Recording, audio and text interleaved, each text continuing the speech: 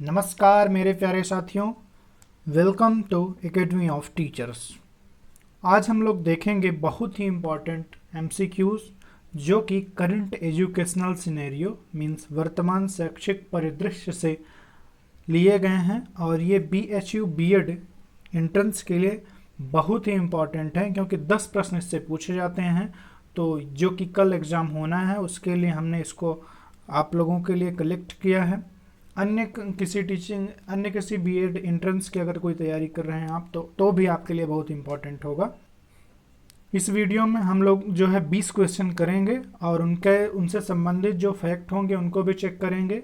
इसके अलावा जो फर्दर डिटेल्स होंगे आप हमारे टेलीग्राम चैनल के माध्यम से भी प्राप्त कर सकते हैं। हमारा टेलीग्राम चैनल का लिंक आपको डिस्क्रिप्शन में मिल जाएगा। अगर यह वीडियो आपको पसंद आता है तो इसे लाइक करिएगा, दोस्तों के बीच भी शेयर करिएगा ताकि ज़्यादा से ज़्यादा लोग इसका लाभ उठाएं। बहुत ही मेहनत के साथ इसे तैयार किया गया है। लगभग 12 घंटे की मेहनत के द्वारा हमारी टीम ने इसे तैयार किया है। तो इसे ध्यान से देखिएगा दोस्तों, मुझे पूरी उम्मीद है कि आप लोगों के लिए बहुत ही महत्वपूर्ण साबित होगा। तो इसे पूरा देखिएगा वीडियो को। आइए शुरू करते हैं। पहला प्रश्न है, नवीनतम बजट के अनुसार जीडीपी का कितने प्रतिशत शिक्षा पर खर्च किया जाना प्रस्तावित है।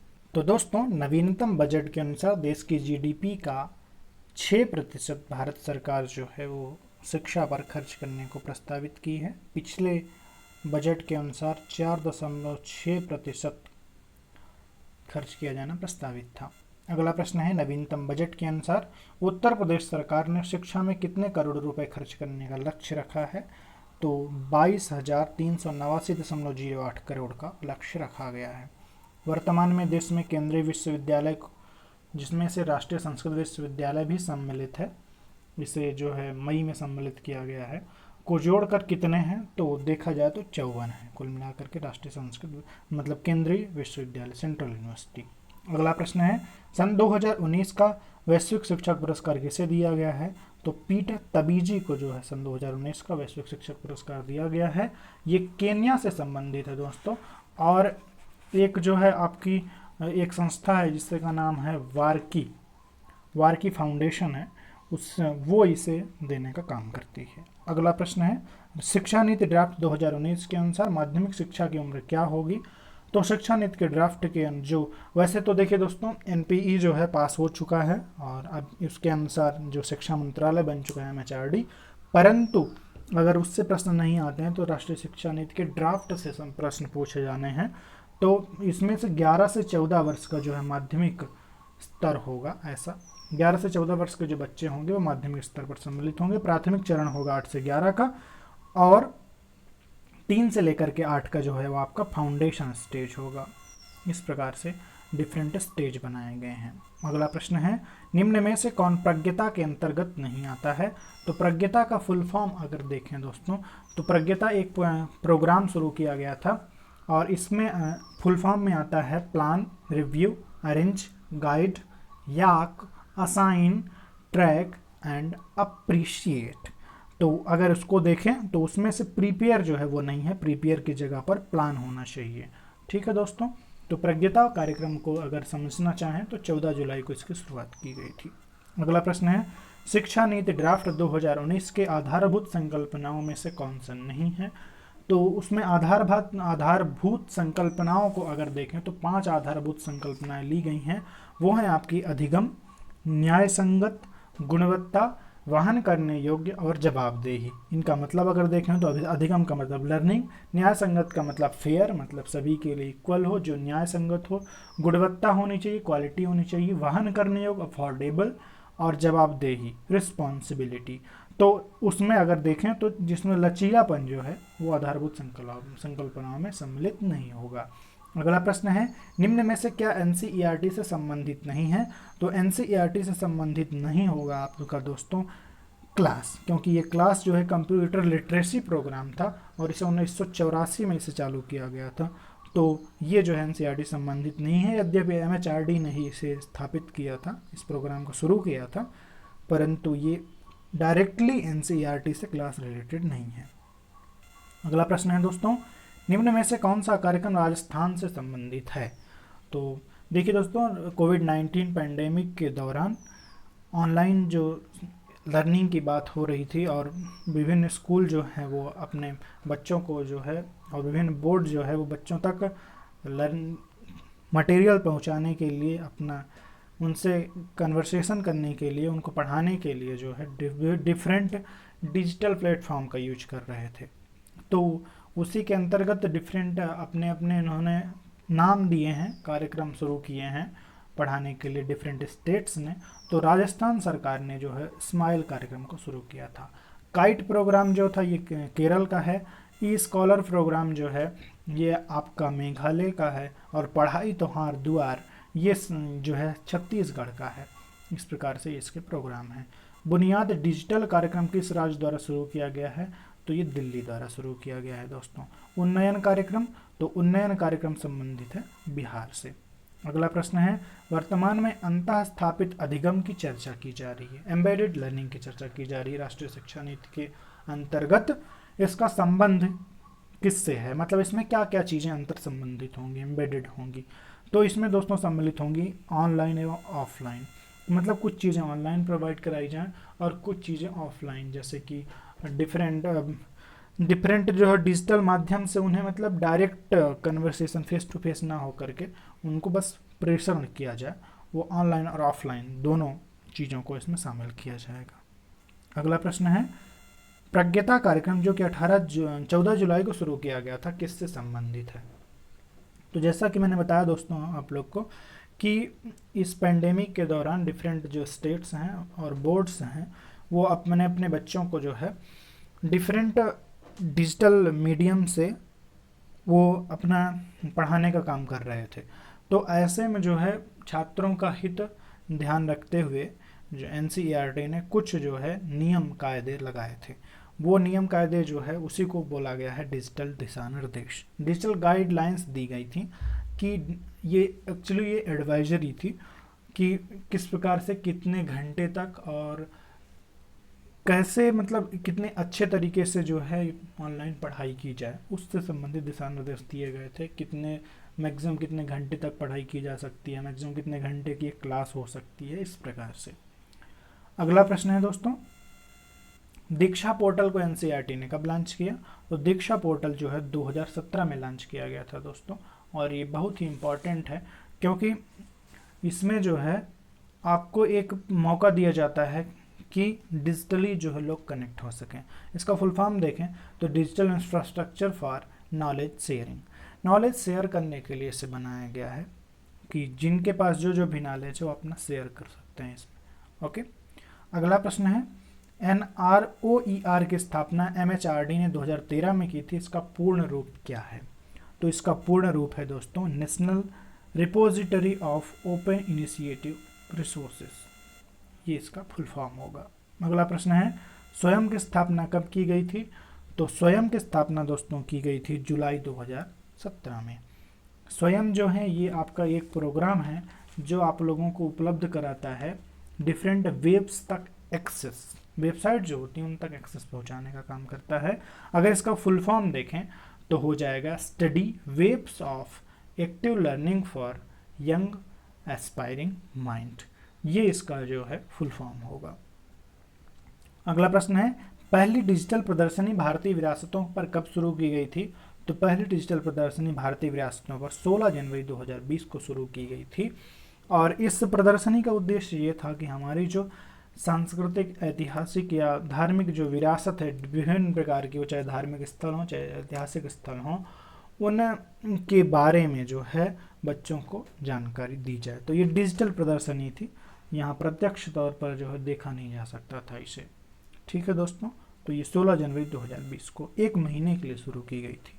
अगला प्रश्न है, मुप्पो वरपु वेंकैया नायडू राष्ट्रीय अवार्ड किसे दिया गया है? तो ये MS स्वामीनाथन जी को दिया गया है।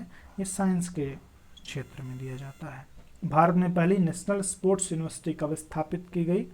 तो देखिए दोस्तों, ये एक देखा जाए तो एक नया अपडेट है, इसलिए इसे पूछा जा सकता है। अभी ये पूछा नहीं गया, इसलिए संभावना है कि साल पूछ लिया जाए।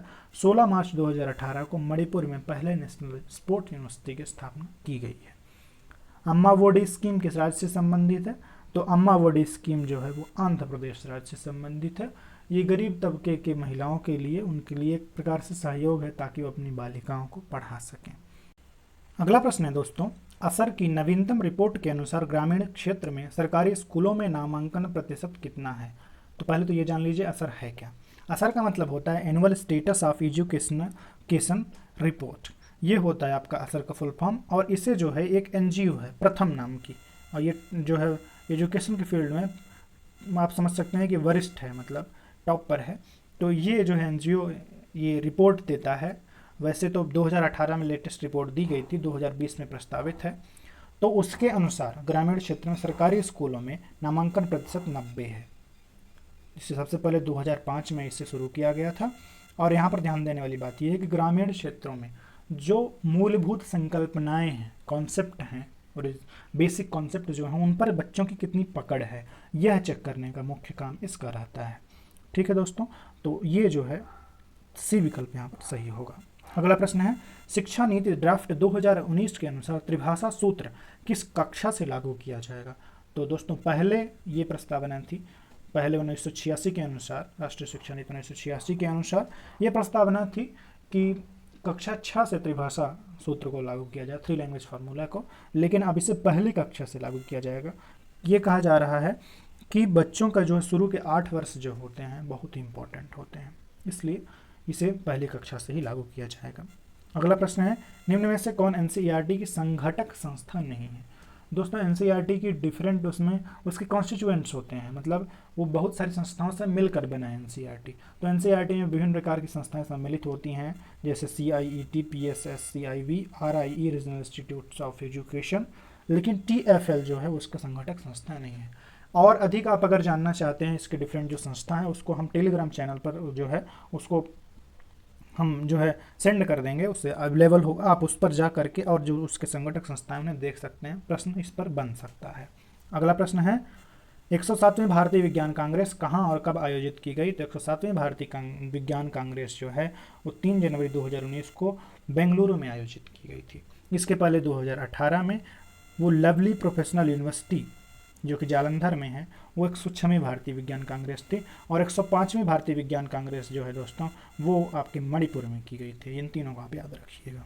अगला प्रश्न है, युविका जो कि इसरो द्वारा 13 मई 2019 को संचालित किया गया था, का क्या उद्देश्य है?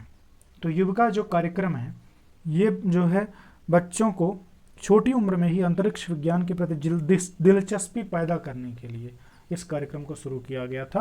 परंतु इस साल पैंडेमिक होने के कारण इसे कैंसिल कर दिया गया। पिछले साल ये पूछा गया था, इसे आप याद कर लीजिएगा। 13 मई 2019 को युविका का संचालन हुआ था। अगला प्रश्न है दोस्तों, ध्रुव के संबंध में क्या सही नहीं है? ध्रुव मतलब DHRUV, ध्रुव के संबंध में क्या सही नहीं है? देखिए दोस्तों, इसका प्रथम संस्करण अक्टूबर 2019 में हुआ था। इसमें 50 बच्चों का चयन किया गया था, यह इसरो द्वारा संचालित है और इसमें प्रतिभाशाली बच्चों की मॉनिटरिंग और पोषण किया जाता है।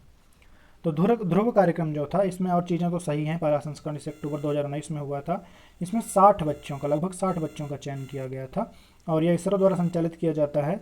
इसमें प्रतिभाशाली बच्चों की मॉनिटरिंग और पोषण किया जाता है, मतलब कि उन्हें पहले टेस्ट करके ये जान लिया जाएगा कि जो प्रतिभाशाली हों, फिर उन्हें जो है उसके अनुसार गाइड किया जाएगा, उन पर ध्यान रखा जाएगा और उनको नर्चर किया जाएगा। नर्चर किया जाएगा मतलब कि उनको डिफरेंट टाइप से जो उनको ज़रूरत है वो उपलब्ध करवाई जाएगी। तो इस प्रकार से ये हो जाएगा आपका ध्रुव। अगला प्रश्न है, साइट से क्या संबंधित नहीं है? साइट का फुल फॉर्म होता है सैटेलाइट इंस्ट्रक्शनल टेलीविजन एक्सपेरिमेंट। ये आपका टीवी से संबंधित है। इसे संयुक्त रूप से इसरो और नासा ने 1975 में लॉन्च किया था। यह ग्रामीण भारत के लिए, शहरी भारत के लिए नहीं है, इसलिए तीसरा विकल्प यहाँ पर सही नहीं होगा। अगला प्रश्न है, लीप का पूर्ण रूप है? तो लीप का पूर्ण होता है लर्न, एक्सपीरियंस, एक्सेस, प्रोफेशनल्स।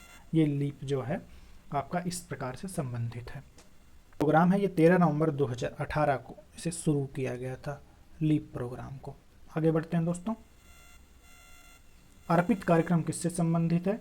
तो अर्पित कार्यक्रम MHRD द्वारा शुरू किया गया है और इसे NTA करवाता है, तो इसे मूल रूप से MHRD।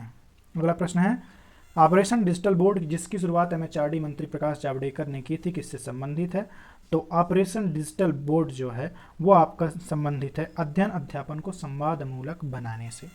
मतलब ये है कि अध्ययन अध्यापन जो है वो ज़्यादा उसमें कन्वर्सेशन हो, कोई बोझ ना बन जाए, इसलिए ऑपरेशन डिजिटल बोर्ड की शुरुआत जो है MHRD मंत्री जी प्रकाश जावड़ेकर, तत्कालीन MHRD मिनिस्टर थे प्रकाश जावड़ेकर, उन्होंने इसकी शुरुआत की थी। आगे बढ़ते हैं दोस्तों। मनोदर्पण पोर्टल जो कोविड-19 के दौरान और उसके बाद भी बच्चों के मानसिक स्वास्थ्य की देखभाल के लिए बनाया गया था, इसे कब लॉन्च किया गया था? तो ये मनोदर्पण पोर्टल 21 जुलाई को जो है जो कि इस समय हमारे जो MHRD मिनिस्टर हैं उन्होंने शुरू किया था, रमेश पोखरियाल निशंक जी ने। NIHMR जो कि मानव संसाधन विकास के लिए है, कहाँ स्थित है? तो सीहोर मध्य प्रदेश में। इसी प्रकार से जो है नेशनल इंस्टीट्यूट्स हैं डिसेबल्ड पर्सनस के लिए, उनके विकास के लिए, ये 9 प्रकार से हैं और पूरी लिस्ट जो है आपको टेलीग्राम चैनल पर मिल जाएगी। अगला प्रश्न है किशोर मंच क्या है? तो किशोर मंच जो है 24/7 एक DTH चैनल है जो बच्चों को कंटेंट प्रोवाइड कराता है। अगला प्रश्न है निष्ठा कार्यक्रम जो कि 21 अगस्त 2019 को शुरू किया गया था का क्या उद्देश्य है? तो निष्ठा प्रोग्राम जो है ये शिक्षकों के व्यावसायिक प्रशिक्षण पर जोर देता है, उनकी प्रोफेशनल स्किल्स को डेवलप करने पर जोर देता है। अगला प्रश्न है ई रक्षा कार्यक्रम जो कि NCERT था, यूनेस्को द्वारा शुरू किया गया था का क्या उद्देश्य है? तो ई रक्षा प्रोग्राम जो है ये ऑनलाइन प्लेटफॉर्म का उपयोग करने वालों को जिम्मेदार और जागरूक दोनों बनाने के लिए किया गया था, मतलब वो सतर्क भी रहें और उनकी क्या क्या जिम्मेदारियां हैं उनका भी जाने वो। अगला प्रश्न है तमन्ना का फुल फॉर्म है try and measure aptitude and natural abilities. किस कक्षा के बच्चों का एप्टीट्यूड टेस्ट है? तो ये एप्टीट्यूड टेस्ट है दोस्तों कक्षा 9वीं और 10वीं के लिए। ध्यान दीजिएगा, ये जिस प्रकार से इसका नाम है ट्राई एंड मेजर एप्टीट्यूड, बच्चों का एप्टीट्यूड क्या है, किस तरफ उनका संभावित विकास का क्षेत्र है, कहाँ पर उनका डेवलपमेंट हो सकता है, उससे पता करना, उनकी नेचुरल एबिलिटीज़ को पता करना और उसी के अकॉर्डिंग उन्हें सुझाव देना, ये इस एप्टीट्यूड टेस्ट का उद्देश्य है। ये तमन्ना है इसका नाम है। अगला प्रश्न है दोस्तों राष्ट्रीय शिक्षा नीति ड्राफ्ट 2019 के अनुसार कब तक किसी नए NCF की आवश्यकता नहीं महसूस की गई है? तो 2030 तक किसी भी नए NCF को नहीं लाया जाएगा, 2020 में ही इसे रिवाइज और अपडेट किया जाएगा। अगला प्रश्न है सुपर 5000 योजना किस प्रदेश से संबंधित है? तो ये मध्य प्रदेश से संबंधित है। संबल योजना के अंतर्गत जो गरीब परिवार हैं, उन गरीब परिवार के जो बच्चे हैं, अगर वो किसी भी खेल प्रतियोगिता में, नेशनल लेवल की खेल प्रतियोगिता में सम्मिलित होते हैं तो उन्हें 50,000 रुपये दिया जाएगा। इसके अलावा 30,000 रुपये उन्हें 85% से ऊपर लाने पर उन्हें सहायता प्रदान किया जाएगा। ये है सुपर 5000 योजना। अगला प्रश्न है निःशक्त व्यक्ति अधिकार अधिनियम 2016 राइट ऑफ पर्सन जिसे RPWD जिसे कहें शॉर्टकट में, के अंतर्गत कितने प्रकार की अक्षमताओं को सम्मिलित किया गया है? तो इसमें 21 प्रकार की अक्षमताओं को सम्मिलित किया गया है। पहले 7 प्रकार की अक्षमताएं थीं, उसमें 14 प्रकार की अक्षमताओं को और शामिल करते हुए अब 21 प्रकार की अक्षमताओं को, डिसेबिलिटीज़ को सम्मिलित कर लिया गया है। आज का अंतिम प्रश्न है दोस्तों राष्ट्रीय शिक्षा नीति ड्राफ्ट 2019 के अनुसार विद्यालयी शिक्षा की प्रेपरेटरी अथवा प्राथमिक या लेटर प्राइमरी स्टेज किस कक्षा में होगी? तो ये आपकी लेटर प्राइमरी स्टेज होगी दोस्तों, कक्षा 5 से लेकर के 8 तक, मतलब इसे प्राथमिक स्टेज कहेंगे। और ये अगर इसकी उम्र देखें तो ये हो जाएगी आपकी 8 से 11 वर्ष की। ठीक है दोस्तों, तो इस प्रकार से आपके ये बहुत ही इंपॉर्टेंट जो 40 क्वेश्चंस थे ये कंप्लीट होते हैं। मुझे पूरी उम्मीद है कि आप लोगों को ये अच्छे लगे होंगे और अच्छे होने के साथ साथ ये आप लोगों के लिए बहुत ही इंपॉर्टेंट है। तो अगर आपको ये वीडियो पसंद आया हो तो इसे लाइक करिएगा। वीडियो में आप जो भी सुझाव चाहते हैं, आपका जो भी डाउट है, आप हमें कमेंट के माध्यम से ज़रूर बताएं। आप हमारे फेसबुक पेज से भी जुड़ सकते हैं और वहाँ पर आप हमारे अपने जो है सुझाव या आपके जो भी आपके डाउट्स हैं वहाँ पर आप पूछ सकते हैं। गूगल पर जाइए और सिर्फ @अटल पथ सर्च करिए और हमारे पेज के साथ सीधे जुड़ जाइए। टेलीग्राम पेज चैनल से जुड़ने के लिए आपको लिंक डिस्क्रिप्शन में अवेलेबल होगा। टेलीग्राम चैनल ज्वाइन करना आपके लिए बहुत इंपॉर्टेंट होगा क्योंकि बहुत सारा डिटेल हम अभी अपलोड करेंगे उस चैनल पर। तो दोस्तों आज के लिए इतना ही, धन्यवाद।